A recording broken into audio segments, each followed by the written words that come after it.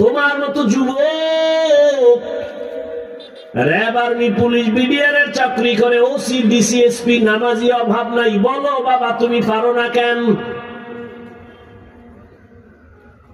তোমার মতো যুবক জমিনে কৃষি কাজ করে, নদীর মধ্যে মাছ ধরে, নামাজ ছাড়ে না। বলো তুমি কেন পারো না? আমার মাওলার কোরআনটা কি মিথ্যা মনে করেছো? যদি বলো হ্যাঁ, তো একটা প্রমাণ, মাত্র একটা প্রমাণ দাও কোরআন ভুল। আমি এখন দাড়ি কেটে ফেলবো, প্যান্ট শার্টটাই লাগায় রাস্তায় নাচ গান করে কোরআন সব জ্বালায় দিব। কারণ আমগো জীবনের সব কথার মূল পুঁজি হলো কোরআন। আল্লাহ আছে প্রমাণ কোরআন, জান্নাত আছে দলিল কোরআন, জাহান্নাম আছে দলিল কোরআন, কিয়ামত হবে দলিল কোরআন। সেই কোরআন যদি ভুল হয় তো সব ভুল। কিন্তু তুমি কেন, তোমার দাদা 14 গোষ্ঠী কেন, দুনিয়ার কোন 1500 বছর পর্যন্ত পৃথিবীর শ্রেষ্ঠ বড় বড় পণ্ডিতেরা, মনীষীরাও কোরআনের ভুল বের করতে পারে নাই। বরং বহু বিধর্মী মাথা নত করে কালেমা পড়েছে।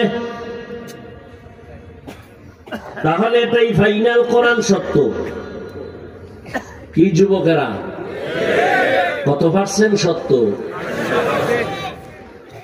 100 বুঝি না, 500 বুঝি না, কিয়ামত পর্যন্ত আরো যদি পার্সেন্ট বাড়ে, সব থেকে আমার আল্লাহর কোরআন সত্য। তুমি মানলেও সত্য, না মানলেও সত্য। এবার আমাকে জবাব দাও, ওই কোরআন শরীফে তোমার জীবনের চলার যত সমস্যা সমাধান নাই? তবে একদিক দিয়ে কোরআন শরীফ দুর্বল। এই চালাক বাঙালি, একদিক দিয়ে কোরআন শরীফ, খুব খেয়াল করে, একদিক দিয়ে কোরআন শরীফ দুর্বল, তাই না? দুনিয়ার সব লাইনের সমাধান কোরআনে আছে, রাজনীতি নাই, ইসলামে রাষ্ট্রনীতি কোরআনে নাই, এই দিক দিয়ে কোরআন দুর্বল। কি তোমাদের খেয়াল কি যুবকরা? রাজনীতি নাই, তাহলে কিছু বেয়াদবরা কেন বলে ইসলামে রাজনীতি নাই? কারণ কি?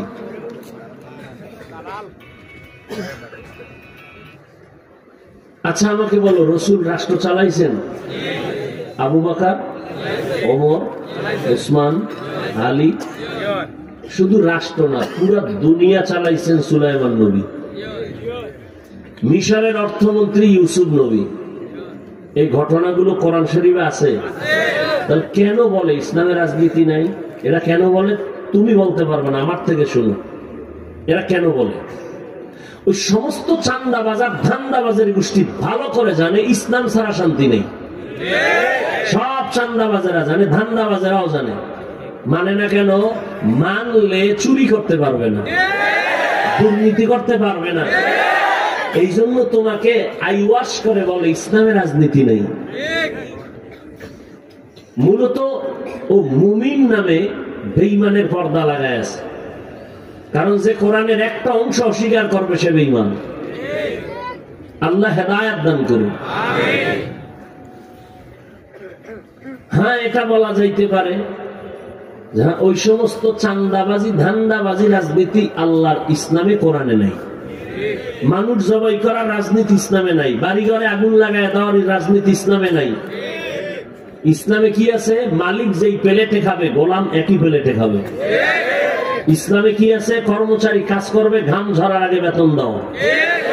আর চান্দাবাজি ধান্দাবাজি গণতন্ত্রের মধ্যে কি আছে? কাজ করবা অল টাইম কইরা বেতনের জন্য রাস্তায় স্লোগান দিবা, পুলিশের ভিড়া খাও। আল্লাহ হেদায়েত দান করুন। আল্লাহ পাক বলেন, বান্দা আমি মানুষ দুনিয়াতে বানাইলাম একটাই কাজের জন্য, আর কোনো কাজ নাই। মা খালাকতুল জিন্না ওয়াল ইনসা ইল্লা লিয়াবুদুন। একমাত্র কাজ ইবাদত। তোমার জীবনে আর কোনো কাজ নাই, একটাই কাজ ইবাদত। তোমার যা কাজ এগুলো তো আমি করে দিছি। পানি লাগবে দিয়ে দিছি, আলো দিলাম, রাস্তার ব্যবস্থা করলাম, খানার আয়োজন করলাম, ঘুমের বিছানার ব্যবস্থা করলাম, বালিশেরও ব্যবস্থা করছি আমি আল্লাহ, তোর বাবাই করে নাই। তুলা দিয়া বালিশ বানাবি, তুলা বানাইছি আমি, তোর বাবাই বানায় নাই। 3 বেলা পেট ভরে খানা খাবি, রুটি খাবি, সবজি লাগবে, ভাত খাও, সবজি লাগবে, সব আমি ব্যবস্থা করেছি, তোর বাবায় করে নাই। তরকারি পাকানোর জন্য মশলা লাগবে, তোর বাবায় বানায় না, আমি বানায় দিছি। 1000 ধরনের সবজি, শাক, নদীর হাজারো কোটি ধরনের মাছ। মনে ভাল লাগে না, কয়দিন মাছ খাবি, এবার গোশত হালাল ভাবে কত গোশত দিয়া দিলাম। এরপরেও তুই বেঈমান, হারাম মদের বোতল কেন নাও, বিড়ি কেন টানো, গাঞ্জা কেন খাও, নেশা কেন করো? বিড়ি টানতে টানতে চেহারাটা অলুমান বানায় ফেলেছে।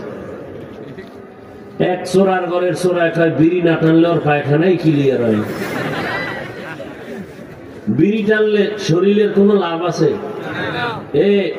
একজন পণ্ডিত খাড়ায় যদি কইতে পারো যে হ্যাঁ বিড়ি টানলে মাথা ঠান্ডা থাকে, চেহারা সুন্দর হয়, একটা উপকার খাওয়া, আল্লাহ সাক্ষী আমি বিড়ি টানবো। কেন এগুলো? পাগলেও তো নিজের ভালো বুঝে, রাস্তার পাগল, উলঙ্গ পাগল, আগুনে হাত দেয় না, ও ভয় মরে যাবো। তাহলে পাগলও নিজের ভালো বুঝে, তুমি কি ওই রাস্তার পাগল থেকেও খারাপ? তুমি নিজের ভালোটা কেন বুঝো না? 3 বেলা খানার জন্য আল্লাহ পাক কত ধরনের মাছ দিলেন, গোশত দিলেন, তরকারি দিলেন। এরপর টেবিলের ভিতরে 13 রকমের মাছ আছে, 14 রকম গোশত, 15 রকম ভর্তা, সবজি আছে। এরপর মনে চায় না কেন? কয় রুচি নাই। ডাক্তারের কাছে দৌড়ায়, ডাক্তার ঔষধ দাও, খানা রুচি নাই। গুঁড়ো মাছ খাও, সব আছে, মনে চায় না। আল্লাহ কয় ডাক্তারের ঔষধ নিস না, তোর রুচি বাড়ানোর ঔষধ আমি আল্লাহ দিছি। একটা শসা, একটা টমেটো, একটা কাঁচামরিচ লয়ে সালাদ বানা, কাঁচামরিচ দিয়ে একটা কামড় দে, এক কাঁচামরিচে দেখবি পান্তা ভাত তোর 1 প্লেট নাই। কি এর তরকারি মরকারি, কাঁচামরিচে সাইজ। এর মধ্যে যদি আবার শসা কেটে নাও, টমেটো কেটে নাও, তাহলে তরকারি কিচ্ছু লাগবে না, সালাদ দিয়ে 3 প্লেট খালি।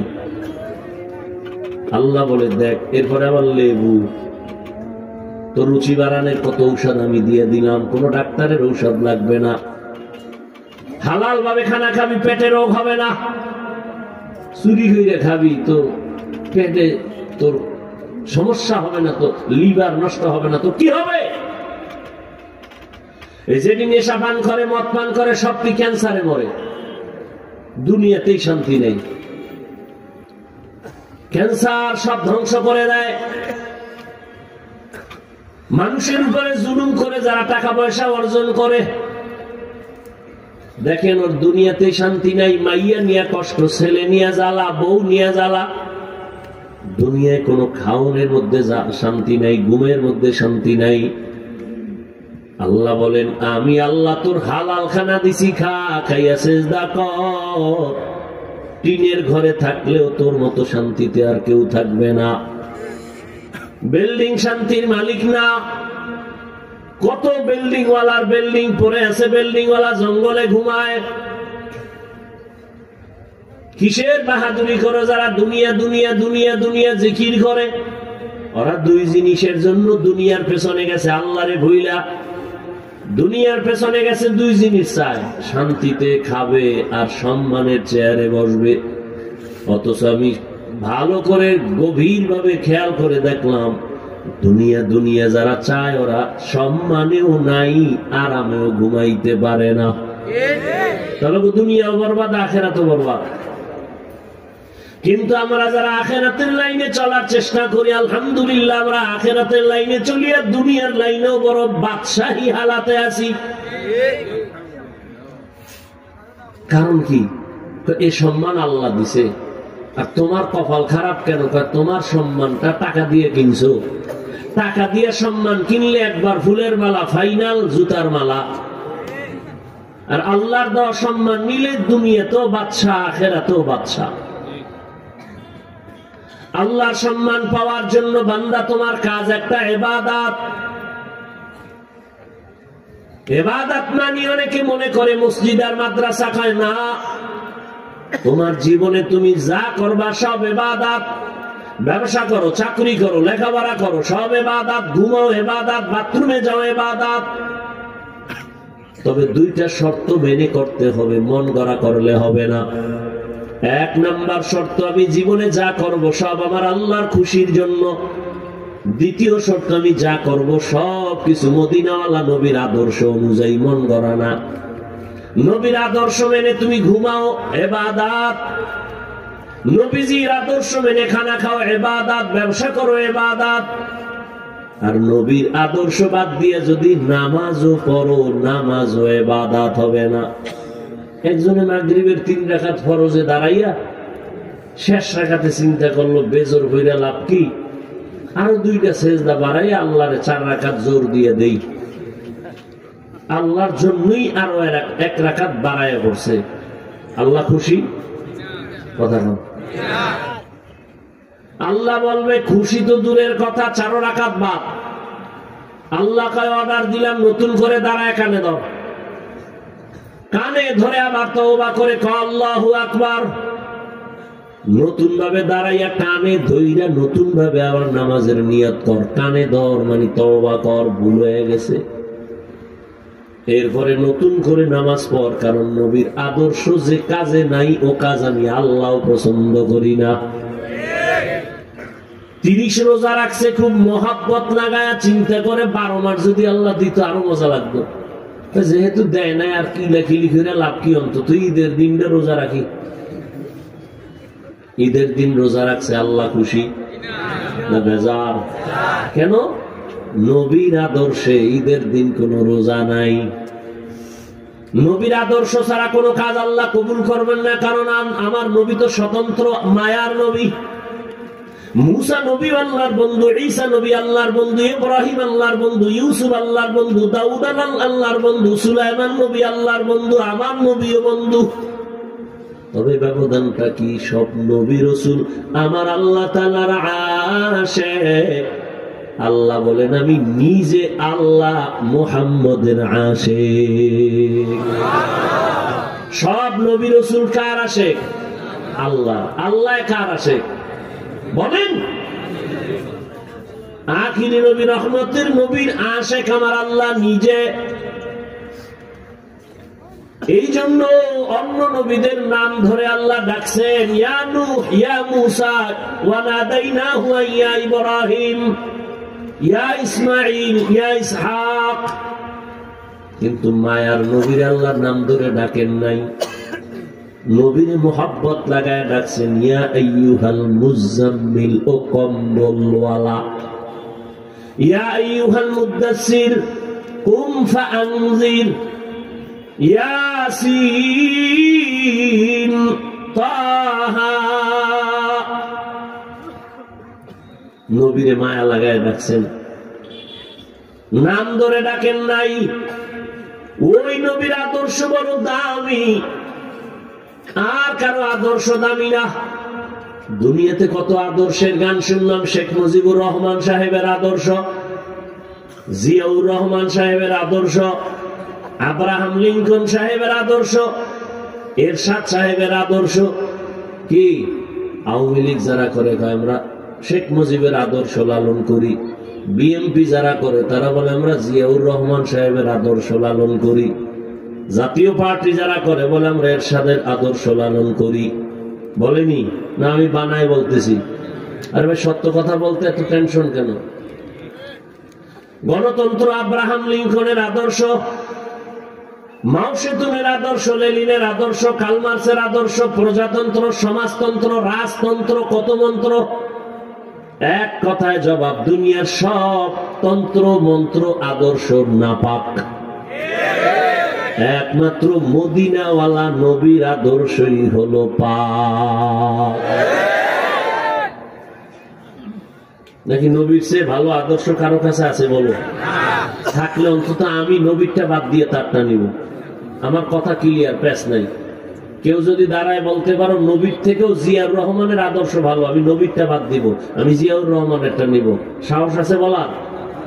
কথা বলে না। না থাকলে কানে ধরে তওবা করো, নবীর আদর্শ থেকে দূরে কেন, তওবা করে ফিরে আসো। নবীর আদর্শ মতো চলো। আর চলতে গেলে তোমার ব্যবসা বন্ধ হবে না, চাকরি যাবে না, লেখাপড়া যাবে না, ডাক্তারি বন্ধ হবে না, ইঞ্জিনিয়ারিং পড়া বন্ধ হবে না। নবীর আদর্শ নিয়ে চলো, দেখবা শান্তি আর শান্তি, দুনিয়াও শান্তি, ব্যবসায় শান্তি, চাকরিতে শান্তি। ব্যবসা কেমনে শান্তি? দোকানে লিখবি বিক্রি করা মাল ফেরত নেওয়া হয় না। যারা লেখে হয়, বিক্রি করা মাল ফেরত নেওয়া হয় না। যারা লেখে তারা ধোঁকাবাজ। নবীর আদর্শ হলো লেখো বিক্রি করা মাল ফেরত নেওয়া হয়। কাস্টমারের সাথে মিথ্যা বলবা না, ধোঁকা দিবা না। আজান হয়ে গেছে, সাইনবোর্ড দাও, বিরতি নামাজের, নামাজে দাঁড়াও। নবী কয় আমি মুহাম্মদ ওয়াদা দিলাম আমার সাথে জান্নাতে থাকবি। তাহলে ব্যবসা করে জান্নাত পাওয়ার পথ আছে। ইবাদত বানাও তো পথ খোলা। চাকরি করো, ওটারে ইবাদত বানায় করো, জান্নাতের পথ খোলা। নাকি হুজুর ছাড়া জান্নাত পাবে না, কি এরকম ধারণা আছে নাকি? যে এতক্ষণ বয়ান করলাম, একবারও কিন্তু বলি না এই আমার মতো টুপি লাগাও, কওমি মাদ্রাসায় যাও, আমি কওমির সন্তান, তাবলিগে যাও, পীরের কাছে যাও, একবারও বলছি? বলছি স্কুল বন্ধ, সবাই মাদ্রাসায় যাও, বলি নাই। বরং আরো সাহস দিছি, স্কুলে পড়ো আলহামদুলিল্লাহ, কলেজে পড়ো আলহামদুলিল্লাহ, চাকরি করো আলহামদুলিল্লাহ, ব্যবসা করো আলহামদুলিল্লাহ, ডাক্তার হও, ইঞ্জিনিয়ার হও, প্রফেসর হও। তবে একটাই দাবি আমার, বেয়াদব হইও না। ডাক্তার পড়তে গিয়ে যদি মা বাবার সাথে বেয়াদবি করো, শিক্ষকের সাথে বেয়াদবি, আলেমের সাথে বেয়াদবি করিয়া ডাক্তারও যদি হও, তাসনিমের মতো জুতা খায়া দেশ সারা লাগবে। এই ডাক্তার হওয়ার দরকার নেই। আদওয়ালা ডাক্তার হও, আলেমদের দোয়া নাও, পীরের দোয়া নাও, মুরব্বীর দোয়া নাও, শিক্ষকের দোয়া নাও, মা বাবার দোয়া নিয়ে ডাক্তার হও, জীবন সফল। মরিয়া গেলেও তোমার নামে সুনামের ইতিহাস লেখা হবে। এখনো সময় আছে, তওবা করো। ও পর্দার আড়ালের মা বোনেরা, এতক্ষণ আপনাদের সন্তানদের যত বয়ান শুনাইলাম, এগুলো যদি বাস্তবায়ন করতে হয়, মা আপনার অবদান আর চেষ্টা, চোখের পানি, দোয়া লাগবে। কারণ গাছ ভালো না হলে ফল ভালো হয় না।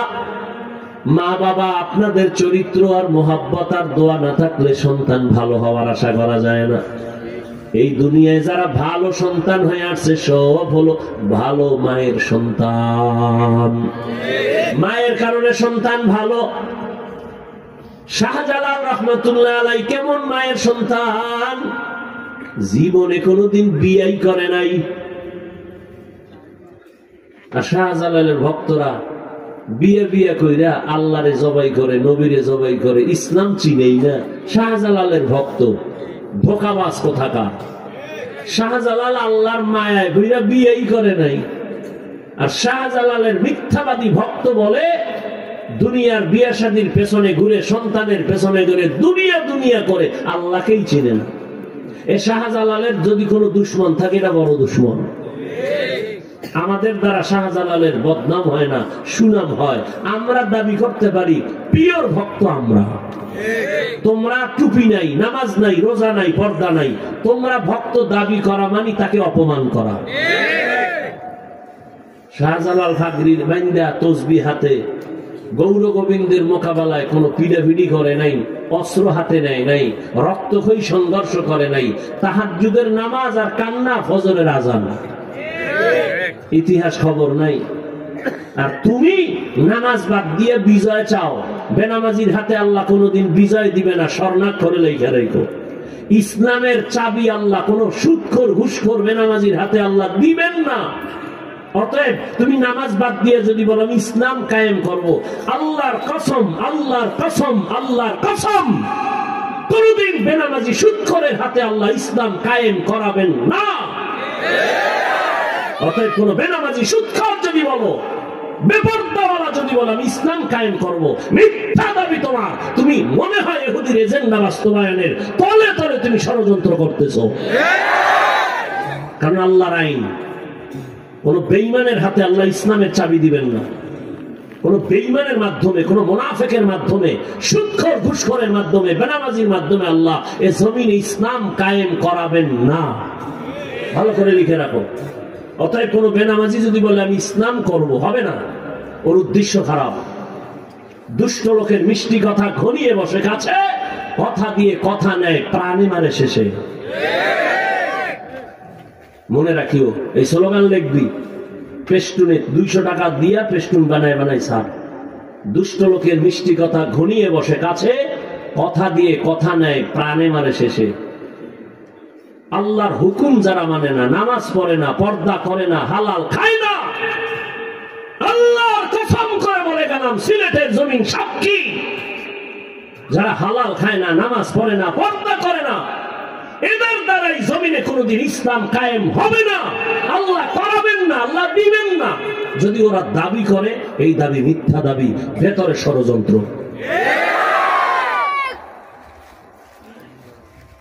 আল্লাহ হেদায়েত দান করুন। ইবাদত নবীর আদর্শ মেনে। তুমি বাথরুমে যাও, নবীর আদর্শে যাও। বাথরুমে তুমিও যাও, আমিও যাই না? ইবাদত বানায় যাও, সওয়াব। কেমনে? বাম পা দিয়া ঢুকো, জুতা পায়ে রাখো, খালি মাথায় বাথরুমে যাইবা না, নিষেধ। যাওয়ার আগে দোয়া পড়ো। বাথরুম হলো জিন শয়তানের আড্ডাখানা, ওখানে খুব সাবধানে সময় কাটাও। অনেক মানুষ বাথরুমে পইরা মারা যায়, মাথা ফেটে যায়, বুক ফেটে যায়, পা ভেঙে যায়। নবীর আদর্শ বানায় বাথরুমে যাও, ইবাদত।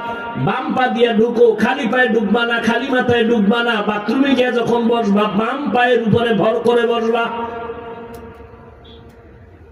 হাঁটুর উপরে যেন কাপড় না উঠে। এরপরে আবার ডান পা দিয়ে বাথরুম থেকে বের হও, বের হয়ে বলো আলহামদুলিল্লাহ। বাস, বাথরুমের সময়টা ইবাদত হিসাবে তোমার নেকের পাল্লায় সময় চলে যাবে। ও বাবা, তুমিও পানি পান করো, পিপাসা নিবারণের জন্য আমিও পান করি, ইবাদত বানায় করো। তুমি তো ফট করে বাম হাত দিয়ে ধরে মুখটা খুলে এক টান মারছো, এক টানে গিয়া পানি গলায় আটকে গেছে, ধর কইতে পারেন এর মধ্যে নাই। ওই 1 লিটার বা আধা লিটার পানি আমিও পান করি, তবে তোমার যায় বাম হাত, আমার যায় ডান হাত। আমি এক টানে পান করছি, বা 3টা ধাপ নিলাম, শ্বাস ফাললাম, নবীর আদর্শ। 3 শ্বাসে পানি পান করছি, বাজেও নাই। পানিও পান করা হইলো, ইবাদত হইলো, পিপাসাও মিটলো। তুমিও জুতা পরো, আমিও জুতা পরি, ইবাদত বানায় পরো। নবীর আদর্শে বলে কেমনে? ডান জুতায় ডান পাও আগে ঢুকাও, তারপরে বাম জুতায় বাম পাও ঢুকাও। এরপরে যখন কদম দিবার, ডান পাও দিয়ে কদম শুরু করো, সুন্নত। এটা কষ্টের জিনিস, খেয়াল করলেই হয়ে যায়। দুনিয়ার সব কাজ রসুলের আদর্শে করো, ইবাদত বানায় করো। রাজনীতি করবা, নবীর আদর্শ মেনে করো। মানুষের ক্ষতি করিও না, উপকার করো। একটা পশু মানুষের উপকার করে, আর আমরা মানুষ কত খারাপ। 24টা ঘন্টাই স্বপ্ন, কারে মারবো, কারে ক্ষতি করবো, কারে জবাই করবো। এই আমরা মানুষ। অথচ একটা পশু সারা রাত কুত্তা বাড়ির পাহারা দেয়, না খাইয়া মালিকের বাড়ি পাহারা দেয় একটা কুকুর, বিনিময়ে বেতন পায়। এই জন্য আল্লাহ কোরআনের এক আয়াতে বলছে, সময় নেই বলার, যে মানুষ কিছু আছে এত খারাপ যে কুত্তার থেকেও খারাপ। উলাইকা কাল আনআম বাল হুম আদল, সূরা আরাফ 9 পারা। কিছু মানুষ এরা পশুর চেয়েও খারাপ। এটা কুকুর সারা রাত না খাইয়া মালিকের বাড়ি পাহারা দেয়, আর আমরা মালিকের থেকে সব খাইয়া মালিকের বিরোধিতা করি। আর মাইকের সামনে আইলে তাজা তাজা কথা, আল্লাহকে ভালোবাসতে হলে মানুষকে ভালোবাসো, আর গোপনে গিয়া মোবাইলে কন্টাক্ট করে, ওকে মারো, ওকে কেমনে দুনিয়া থেকে বিদায় দেওয়া যায় সেই অপচেষ্টা চালাও। কত টাকা চাও?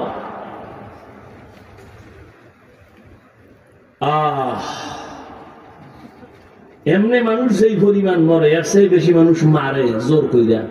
মরবি না, মাইরে ফেলাম। কোন দুনিয়া আসলাম? ও যুবক বাবা, কার পিছনে ঘুরে নামাজ ছাড়ছ? কি পাওয়ার আশায়?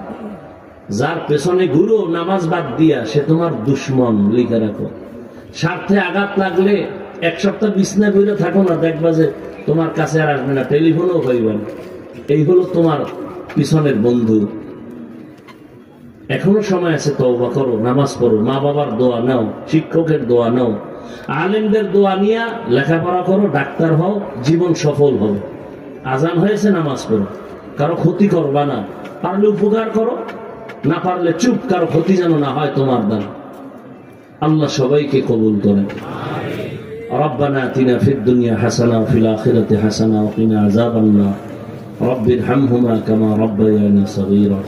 ইয়া আল্লাহ মাহফিল কবুল করেন, আয়োজনকারীদের কবুল করেন, সহযোগিতা যারা করেছেন কবুল করেন, শেষ পর্যন্ত আরো যারা আলোচনা করবেন সবাইকে থাকার তৌফিক দান করেন। মা বোনদের আবেদা বানায় দেন। ইয়া আল্লাহ নবীজির আদর্শ অনুযায়ী ইবাদতে জীবনটা কাটাবার তৌফিক দান করেন। আমাদের মুরব্বী যারা